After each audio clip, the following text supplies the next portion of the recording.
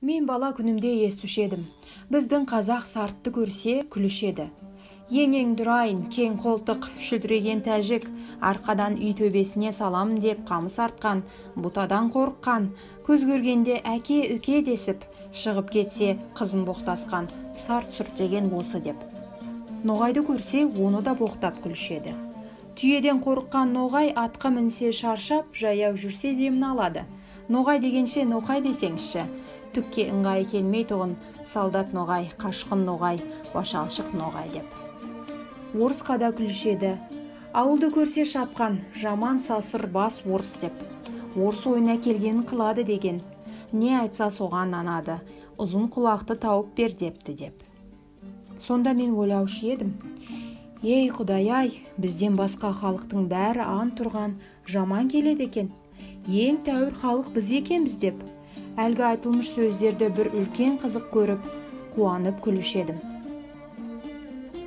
Енді қарап тұрсам, сарттың екпеген егіні жоқ, саудагерінің жүрмеген жері жоқ, қылмаған шеберлігі жоқ. Өзіменен өзі әуре болып, біріменен бірі ешбір шаһари жауласпайды. Орысқа қарамай тұрғанда қазақтың өлісінің ақиреттігін, тірісінің киімін сол жеткізіп тұрды.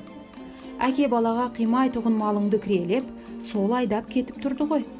Орысқа қараған соңда, орыстың өнерлерін бізден олар көп үйреніп кетті. Үлкен байлар да, үлкен молдалар да, ептілік, қырмызылық, сыпайылық, бәрі соларда. Ноғайға қарасам, солдаттыққа да шыдайды, кедейлікке де шыдайды, қазаға да шыдайды. Молда медресе сақтап дін күтуге де шыдайды. Еңбек қылып мал табудың да жөнін солар біледі. Салтанат, әсем де соларда.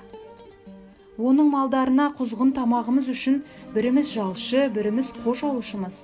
Біздің ең байымызды сәнің шақшы аяғың білән пышыратырға қойған идан түгіл шық сасық қазақ деп үйінен қуып шығарады.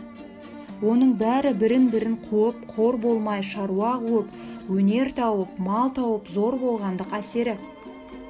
Орысқа айтар сөзде жоқ, біз құлы, күңі қадарлы да жоқпыз.